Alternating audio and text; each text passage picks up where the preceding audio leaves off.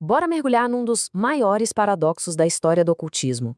A gente está falando de um livro de magia negra, cheio de rituais e feitiços que, pasmem, leva o nome de um santo da Igreja Católica. Hoje, a gente vai desvendar o mistério por trás do famoso livro de São Cipriano. Pois é, a pergunta que não quer calar é exatamente essa. Como é que pode uma figura que é venerada pela fé cristã ser, ao mesmo tempo, o suposto autor de um dos livros de feitiçaria mais famosos do mundo? É uma contradição que fascina e confunde muita gente há séculos. E é essa história que a gente vai investigar a fundo agora. Tá, mas afinal, o que tem dentro desse livro tão polêmico? Olha, é basicamente um manual completo de práticas ocultas. Lá dentro a gente encontra rituais bem complexos, feitiços para tudo que é lado, simpatias, orações poderosíssimas como a famosa oração da cabra preta milagrosa e até, acredite, instruções para fazer exorcismo. É um compilado que promete muito poder, mas que continua totalmente envolto em mistério. Para a gente conseguir entender o livro, primeiro a gente precisa conhecer o homem. A história de Cipriano, bem antes de virar santo, é a de um dos feiticeiros mais poderosos e lendários do seu tempo. Agora, atenção aqui num ponto super importante para a gente não se confundir. Existiram dois santos bem famosos com o nome Cipriano, mais ou menos na mesma época. De um lado, o Cipriano de Cartago, que era um bispo importante. Do outro, o Cipriano de Antioquia, que era o tal feiticeiro que se converteu. A nossa história é sobre o de Antioquia, o mago. É muito comum as pessoas misturarem os dois, mas o nosso foco aqui é o feiticeiro, combinado? E a formação do Cipriano no ocultismo foi, assim, uma coisa de outro mundo. Ele nasceu numa família pagã muito rica e já aos 7 aninhos foi iniciado na feitiçaria. Com 10 anos foi para a Grécia aprender a arte do engano. Aos 20 já estava no Egito aprofundando os feitiços.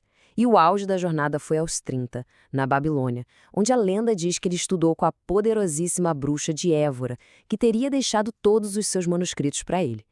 Depois de décadas estudando, viajando pelo mundo, o resultado foi claro. Cipriano não era um praticante qualquer.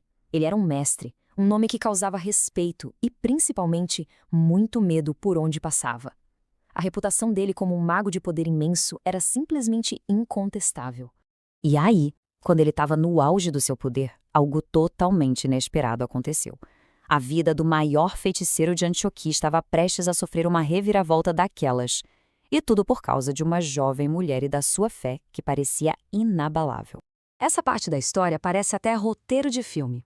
Um rapaz chamado Aglaide, que era apaixonado pela jovem cristã Justina, contratou Cipriano para conquistá-la usando magia. Cipriano, super confiante do seu poder, mandou seus demônios e seus feitiços mais potentes. Mas, para surpresa dele, nada funcionou. Justina, usando apenas orações e o sinal da cruz, conseguiu repelir todos os ataques. O grande mago tinha sido derrotado. Imagina a cabeça do Cipriano nesse momento. Essa derrota foi um baque enorme para ele. O cara que dominava as forças das trevas viu todo o seu poder simplesmente se desfazer diante de uma fé que ele não conseguia entender. A conclusão, como conta a lenda, foi uma só. O Deus de Justina era mais poderoso que todos os demônios dele. Tinha um poder muito maior em jogo ali. Completamente desiludido, Cipriano foi tirar satisfação direto na fonte do seu poder, o próprio diabo. E segundo a história, o diabo admitiu que não podia fazer nada contra o poder do Deus de Justina. Bom, aquilo foi a gota d'água. Naquele exato instante, o pacto que Cipriano tinha com as trevas foi quebrado para sempre. A partir daquele ponto, a gente vê uma das transformações mais radicais de que se tem notícia. O temido feiticeiro não só abandonou a vida que ele tinha, ele destruiu tudo para poder renascer como um seguidor fervoroso daquela mesma fé que o tinha derrotado. E olha, não foi uma conversão da boca para fora, não. Ele tomou atitudes bem drásticas. Queimou publicamente todos os seus preciosos livros de magia, que tinham todo o conhecimento que ele acumulou a vida inteira, distribuiu toda a sua enorme fortuna para os pobres e, junto com Justina, passou a dedicar a vida a espalhar o cristianismo. Só que essa vida nova não ia ser nada fácil. A fé cristã era muito perseguida pelo Império Romano, na época sob o comando do imperador Diocleciano. Cipriano e Justina acabaram sendo presos e foram torturados de forma brutal. Ele foi açoitado com pentes de ferro e os dois foram jogados num caldeirão com banha fervente. E mesmo assim, eles não negaram a fé. Essa resistência toda, no entanto, teve um preço final. No ano de 304 d.C., por ordem do imperador, Cipriano e Justina foram decapitados. Foi o fim da vida deles aqui na Terra, mas o começo do legado como mártires, e mais tarde como santos. Ok, agora que a gente já conhece a história do homem Cipriano, podemos voltar para aquela pergunta lá do começo. E o livro? Se o santo renegou completamente a magia, de onde é que veio o tal Livro de São Cipriano? A chave do mistério está justamente nas datas. Pensa bem, Cipriano morreu por volta do ano 304. Durante séculos, a fama dele como um mago superpoderoso que se arrependeu só alimentou mais e mais lendas. Só que a primeira edição do livro que leva o nome dele só foi aparecer em 1846. É uma diferença de mais de 1.500 anos. Esse é o fato crucial para a gente resolver esse quebra-cabeça.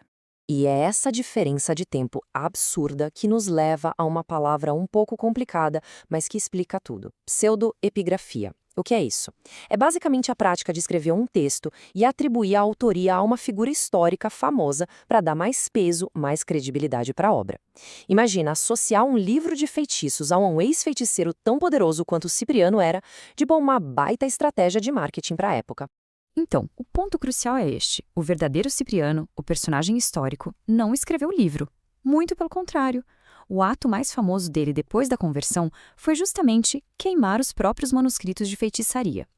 O livro, na verdade, é uma compilação feita muito tempo depois, por autores anônimos que se aproveitaram da lenda dele. E isso nos leva à conclusão fascinante dessa história. Cipriano deixou para trás não um, mas dois legados que são completamente opostos e que convivem até hoje.